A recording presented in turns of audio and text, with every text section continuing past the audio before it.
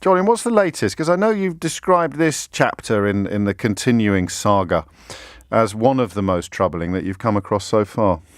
Yeah, it's a really extraordinary story. So Lord Bethell is implicated in one of the weirder contracts that we've so far uncovered, the contract with Abingdon. And as part of our judicial review into that contract, we asked government to hand over all the relevant documents. Lord Bethell, appears to have been, he has been using his private email to do business, including Abingdon-related business. But he's also been using, it seems, WhatsApps and text messages. We asked government to see those. They said to Lord Bethell in December that they would want to see those. And then in January, his phone appears to have been broken. Not quite sure what that means. And government is now having difficulty, they say, retrieving the evidence from his phone. This will be WhatsApp and text messages, chiefly. WhatsApps and text messages. Yeah. I mean, we assume that breaking your phone doesn't cause your personal emails to be deleted. But frankly, at this stage, nothing at all would surprise me. Yeah. I mean, the really remarkable things about this are, firstly, that the guy who was in charge of overseeing pandemic procurement was conducting government business on his phone in a manner that can't be overseen by civil servants and has left documents beyond the reach of lawyers. Sorry.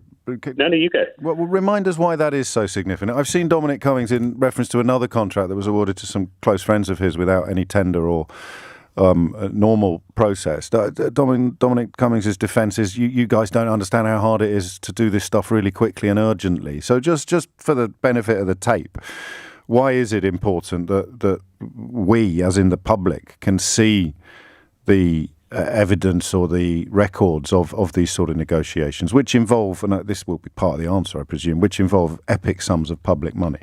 Well, that is absolutely the answer. They involve epic sums of public money, and so we need to be able to be sure that they're not doing what Dominic Cummings himself admits he's done twice, which is giving contracts to his friends. This is not Dominic Cummings' money to spend. It's not Boris Johnson's money to spend. It's not Sajid Javid's money to spend. And it's certainly not Lord Bethell's to spend. You know, if you're spending your own money, then by all means contract with who you like, on whatever terms you like, and by whatever means you like. But if you're spending public money, you have a duty to account to those of us who give you that public money to spend through our taxes, and explain how it is that you came to award these weird and wonderful contracts to your friends or Tory donors. And that requires that civil servants have oversight of how the contracts are being awarded. And it also requires that you don't break your phone shortly after being told that it's going to be inspected. I mean, the difficulty that government now has is that unlike the usual circumstances where government conveniently loses, in inverted commas, evidence, this has occurred in the context of ongoing court proceedings. So we're in a position to ask Google or Facebook or Signal or whoever it is to provide the information from their servers that show us what Lord Bethell was WhatsApping and to whom, and we have every intention of doing that. And that's going to land government in difficulty, it seems to us. Moreover, if you deliberately destroy evidence, if you deliberately break your phone or render information unobtainable for the purposes of court proceedings, it's very possible that you're committing the criminal offence of perverting the course of justice. And once we receive the answers to the questions that we've put to lawyers acting for the Department of Health, we will be taking a close look at whether a criminal offence has been committed.